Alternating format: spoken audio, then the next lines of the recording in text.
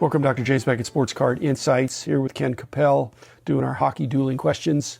Thanks sponsors, Heritage Auctions, Hug of the Scott Auctions, Topps, Panini, and Upper Deck, Mike Stadium Sports Card, Burbank Sports Cards, and Beckett Media, Beckett Grading, Beckett Authentication, as well as ComC.com. Here's the dueling questions between a serious hockey guy, Ken, who's been on before. Ken, thanks for your questions and your answers as well. So here it is. Welcome, Ken Capell, Hockey Dueling Questions.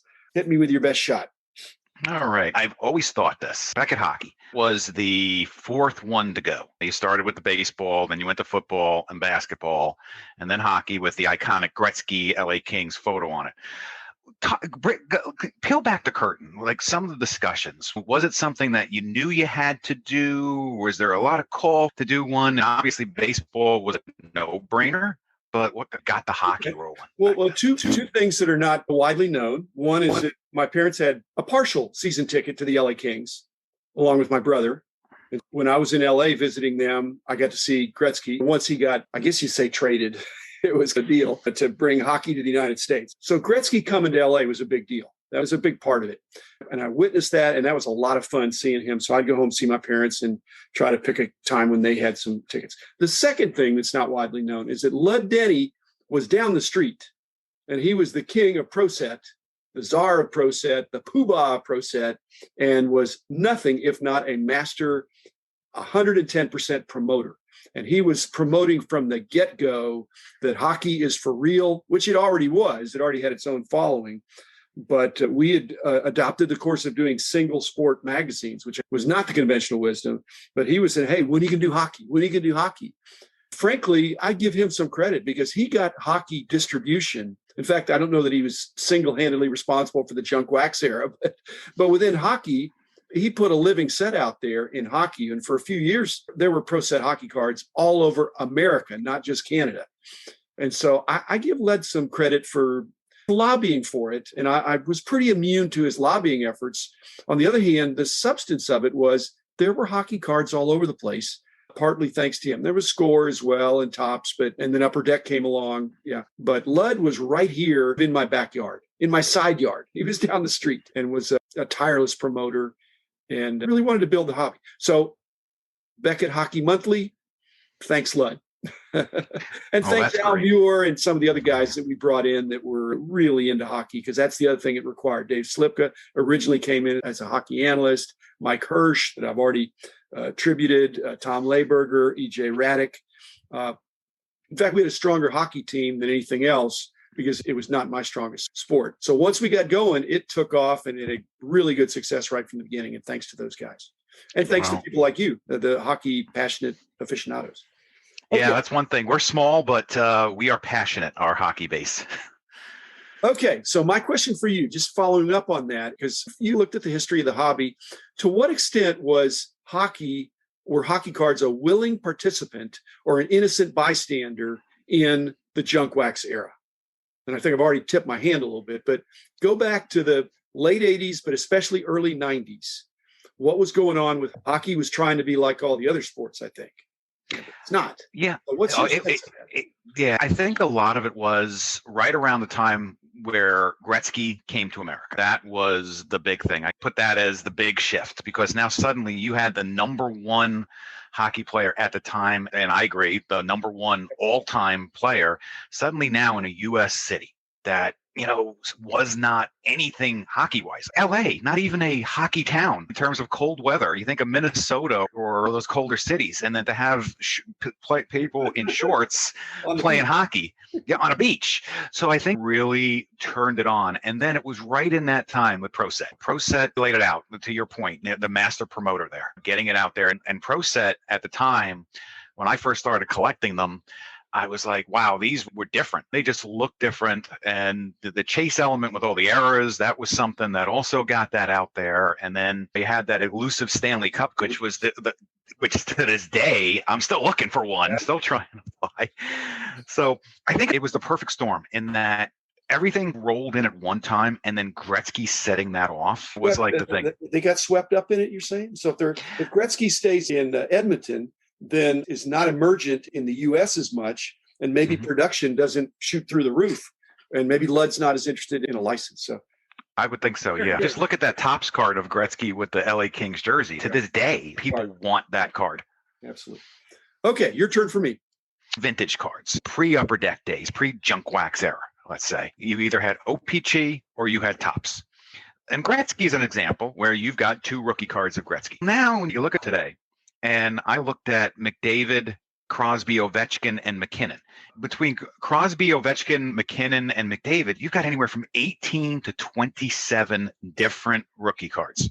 Do you think that's oversaturation? Because when there was only 2 made, how many could there have realistically been out there, as opposed to when you add up all the print runs for the McKinnon or McDavid at 21 and 27, there's a lot more out there. And I know it's choice, and I'm a Young Guns person, that's where I go. But even that, those are not serial numbered. There's more than that in some of these other sports. I probably am a purist and similar to you in the sense that I think 2 seems short and 21 or 27 seems long. But some of these other sports have far more than that. When it's confusing, if somebody's got so many rookie cards, I don't like that as well. It's extra complicated. I don't like things to be extra complicated. I want it to be extra simple.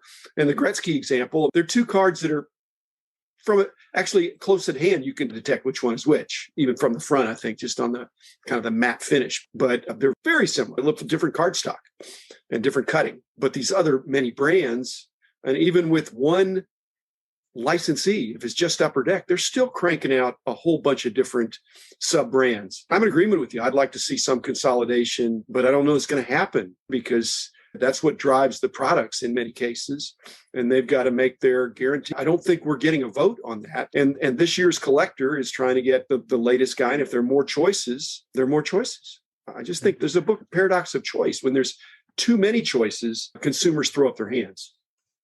So there's an optimum, and I think it's in between. I watch a lot of videos, and there are a lot of products, OPC, Chrome, OPC, Platinum, and then Aurora, where they breeze right through the rookies. It's, big deal, a rookie card. Unless you get closer than arm's length, they look the same, a paper version versus a Chrome version. It's a subtle difference to but to a serious collector, they know which one to pick. I've played some backyard kind of things, and I'm not a good skater. But I've played a lot more basketball, baseball, and football. So when something happens that's bad in baseball, basketball, and football, I know whose fault it is. Somebody scores a touchdown. I can see who didn't do their job. I can't do that as well in hockey. And so part of the understanding of knowing who to buy, who to collect in hockey is knowing who the better players are. And other than looking at who gets the all-star selections and things like that and who's on the winning team, what does it take for somebody to know enough about hockey that they can figure out who the next great young defenseman, because he's not making mistakes, or is he maybe just on a great team? So how much do you have to follow hockey in order to get an advantage in the prospecting of cards of young players to know who the good guys are and who the bad guys are when it's not statistic driven? So I'm mainly talking about defensemen. Yeah. Funny, I just had this conversation 2 days ago with my son. We were talking about, because we have a defenseman here in Columbus named Zach Werenski, and he has developed into a very nice number 1 defenseman. The question is, what's after Zach? It's a bunch of 3s and 4s back there. Not to slight anybody, but they're just not where they need to be. How do you know that? They're out of position? Yes. Yeah. Handle the puck very well? Or you could tell they don't want to shoot. A lot of times they don't want to shoot the puck from where they are. They're looking to pass. When you get a kid that's out in Colorado, first of all, when you watch a game, and I'm a lot like you where I sort cards during games and I sometimes multitask, I hear his name all game long. And growing up in New York, same thing with Dennis Potvin. You heard his name all game long. That is one of the differences. When you don't hear something, they've disappeared. And then when you watch the replays and you can see, because I do the same thing, I'm like, well, whose fault was that? What happened there? Was it the goalie's fault, or did the defense kind of sell him out on that one? And you can look and see the defenseman rushed a little bit. They didn't take their time. They didn't clear the puck, and they wound up giving it away. And in today's NHL, you give the puck away in your end, a good percentage of the time it's in the back of the net 5 seconds later. So you have to really look for that. But when you're seeing the guy up ice, in the passing, when he's quarterbacking the power play, also when they're out there in all situations too, you don't want a specialist. If you got somebody that's just quarterbacking your power play, they're very one-dimensional. You want the guy out there that the coach looks down the line and says, I want you on penalty kill, 5-on-5, and power play. Yeah. Those are the guys that you want. And then now, even with this 3-on-3 overtime, That's the other thing. And that's where you're hearing these guys' names. That's where Werenski, that's where Cale Makar, those are where those guys are out there, and their names, they're one of the faces of the franchise, like the old days when Ray Bork was out and Dennis Potvin and Al McGinnis and his 110-mile-an-hour slap shot. I have the dilemma of Paul Coffey and Grant Fuhrer in their Oilers days. How good did you have to be as a goalie when the puck was always in the offensive zone with Gretzky and Messier and Yari Curry and those guys? And so Coffey just had to get it up to him. And he really just was another winger. But anyway, so I just think it's trickier in hockey. That's my sense. I think you're confirming that. But the sports card insight is I don't think I pretend to know more than I do. If you're really not that up on hockey, at least to know who the big names are. Graded. I've always heard the graded card, it's the best of the best. The card can have thousands, millions, hundreds of thousands, whatever the number is of cards. Now, the best of the best get graded. Because I'm looking at some stuff here, and you said you always want to try to get the ones that maybe haven't peaked yet. Yeah. And I'm looking at, with the grading, it's like, maybe it's the pandemic, maybe it's what's going on in the world right now. But when you look at the amount of cards that are being graded today, of the newer cards, example, Connor McDavid, because I have a Young Guns 9.5. There is over 7,000 9.5 Connor McDavids out there. And you look at Sidney Crosby, which is a 10-year earlier card, he's only got about 2,000, 2,200 to be exact. But yet, they sell for about the same, and they're valued about the same.